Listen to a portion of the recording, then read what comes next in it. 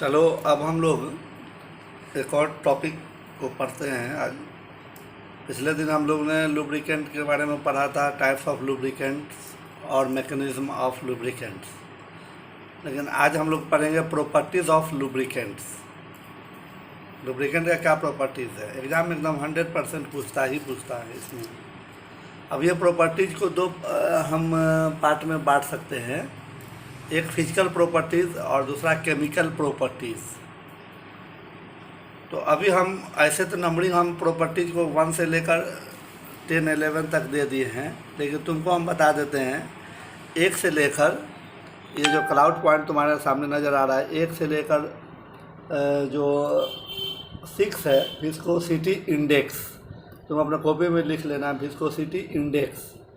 1 से लेकर 6 तक जो भी पॉइंट्स है वो तुम्हारा फिजिकल प्रॉपर्टीज़ में आएगा। और 7 से लेकर जो तुम्हारा 7 न्यूट्रलाइजेशन नंबर है, उसके बाद जो भी है वो आपका आयोडी नंबर तक वो केमिकल प्रॉपर्टीज़ ऑफ लुब्रिकेंट में आएगा। तो हमने तो प्रॉपर्टीज़ को एक सीरियल नंबर में दे दिया है, लेकिन तुम अपने कॉपी में लिख लेना फिजिकल प्रॉपर्टीज़ लिख कर उसमें जो जो नाम है केवल हेडिंग लिख लेना। उसी तरह केमिकल प्रॉपर्टीज़ लिखकर जो जो नेम है उसको अलग से लिख लेना, ताकि तुमको कैटेगरी भी अगर पूछे अलग से फिजिकल प्रॉपर्टीज़ और केमिकल प्रॉपर्टीज़ तो तुमको लिखने में आसानी हो। अब सबसे पहला फिजिकल प्रॉपर्टीज़ में क्लाउड पॉइंट है। अब ये क्लाउड पॉइंट क्या है? क्लाउड में से होता है बादल। आसमान में जब हेजीनेस हो जाता है, जब क्रिस्टल क्लियर आसमान नहीं दिखता है, क्लाउडी टाइप का दिखता है, तो तुम कहते हो कि हाँ बादल छाया हुआ है। इसी तरह लुब्रिकेंट का क्लाउड पॉइंट का क्या मतलब होता है? कोई लुब्रिकेंट है, उसका क्लाउड पॉइंट से क्या मतलब समझते हो?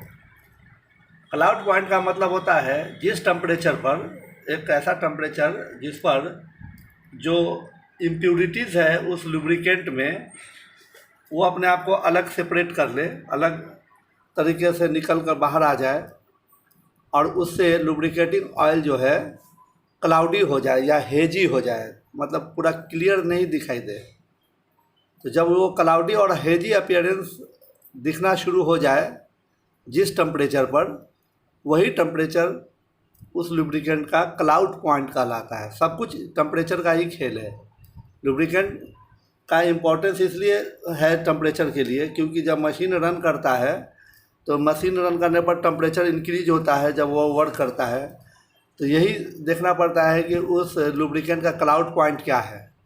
अब क्लाउड पॉइंट का सिग्निफिकेंस क्या होना चाहिए, ये महत्व क्या है? Cloud point indicates stability of lubricants in cold condition. Cloud point ये बताता है कि कोई लुब्रिकेंट कितना स्टेबल है कोल्ड कंडीशन में। ठंडे कंडीशन में अगर ठंडे में टेम्परेचर डाउन भी होता है तो उस टेम्परेचर पर वो कितना अपने आप को स्टेबल बना कर रखा हुआ है। स्टेबल का मतलब कि वो अपने आप को लुब्रिकेंट के प्रॉपर्टीज़ के रूप में रखा हुआ है, उसमें हेजीनेस या क्लाउडीनेस अपीयर नहीं हो रहा है। क्योंकि टेम्परेचर जब लोअर होगा तो उसमें जो सॉलिड होंगे इम्प्यूरिटीज़ के रूप में, वो क्रिस्टल के रूप में ऊपर जमा होना शुरू हो जाएंगे। लिखा भी हुआ है क्रिस्टलाइजेशन ऑफ सॉलिड। तो क्रिस्टल जो आपका ऊपर में आ जाएगा सॉलिड का, वही क्लाउड या हेज का फॉर्मेशन करता है। तो इसका मतलब क्लाउड पॉइंट जितना ज़्यादा रहे वही अच्छा है। Cloud point is useful for estimating the temperature. ये क्लाउड पॉइंट जो है किसी भी लुब्रिकेंट का टेम्परेचर को एस्टिमेट करने में बहुत बड़ा यूजफुल है, जिस पर वो filter screen in the fuel intake system of diesel engine clogged because of separation of wax. जब वैक्स सेपरेशन होता है, वही वैक्स मतलब जो उस लुब्रिकेंट के अंदर में डाला हुआ है, तो उससे ये समझ में आता है कि जो हम फिल्टर स्क्रीन डाले थे उस फ्यूल में, तो उस समय वो क्लाउड पॉइंट पर कैसे अपने आप को सेपरेट कर रखा है, उसको समझने के लिए बहुत इम्पोर्टेंट होता है। अब सेकेंड पॉइंट फिजिकल प्रॉपर्टीज में हम लोग है पोर पॉइंट। अब पोर पॉइंट क्या है? पोर मतलब होता है किसी, पोर मतलब क्या होता है? किसी चीज़ को उझलना या डालना, उड़ेलना। तो ये भी टेम्परेचर का ही खेल है। मतलब एक ऐसा टेम्परेचर जिस पर ऑयल जो तेल है वो फ्लो होना बंद हो जाता है, पोर होना बंद हो जाता है, मतलब उसका फ्लो जो ऑयल का जो फ्लो है वो रुक जाए, दैट इज द टेम्परेचर, वो टेम्परेचर पोर पॉइंट कहलाता है।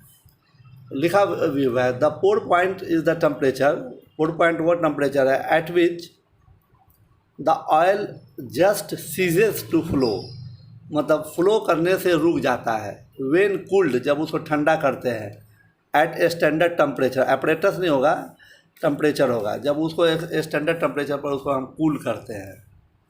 इसी को हम दूसरे तरीके से डिफाइन किए हुए हैं, the temperature at which the lubricating oil ceases to flow या पोर, वो टेम्परेचर जिस पर लुब्रिकेटिंग ऑयल फ्लो होना या पोर होना बंद हो जाता है, उसी टेम्परेचर को हम लोग पोर पॉइंट कहते हैं। अब ये सिग्निफिकेंस फिर हम लोग देखना चाहते हैं, इसका क्या सिग्निफिकेंस है। It indicates the stability of lubricants in cold condition, cold condition में वही फिर लुब्रिकेंट के स्टेबिलिटी को बताता है कि कोई कोल्ड कंडीशन में भी लुब्रिकेंट अपने आप को कितना स्टेबल बना कर रखा हुआ वो है, अपने आप को वो फ्लो होने से सीज नहीं करता, मतलब टेम्परेचर कम होने पर भी वो अपने आप को जो उसका जो फ्लो है वो फ्लो होना बंद नहीं होता है। नहीं तो अगर फ्लो होना बंद हो जाएगा तो फिर लुब्रिकेंट काम ही नहीं करेगा। इसलिए वो टेम्परेचर बताता है कि लो टेम्परेचर पर भी वो अपने आप को स्टेबल बना कर रखा हुआ है। अब pour point values of petroleum या non petroleum lubricants are necessary when functioning under sub freezing condition, वही जब लोअर टेम्परेचर पर जब ये काम हम लोग कोई भी मशीन का करते हैं पेट्रोलियम या नॉन पेट्रोलियम लुब्रिकेंट का, तो उस समय बहुत ये इंपॉर्टेंट होता है पोर पॉइंट उसका जानना। It determines the suitability of lubricant और hydraulic oil for low temperature installation. जब कोई भी मशीन को लो टेम्परेचर पर कर रहे हैं और उसमें लुब्रिकेंट डाल रहे हैं, तो उस समय ये पता चल सकता है कि ये लुब्रिकेंट उसके लिए सूटेबल है या नहीं। तो पोर पॉइंट बहुत इम्पोर्टेंट है, क्लाउड पॉइंट भी बहुत इम्पोर्टेंट है किसी भी लुब्रिकेंट के लिए।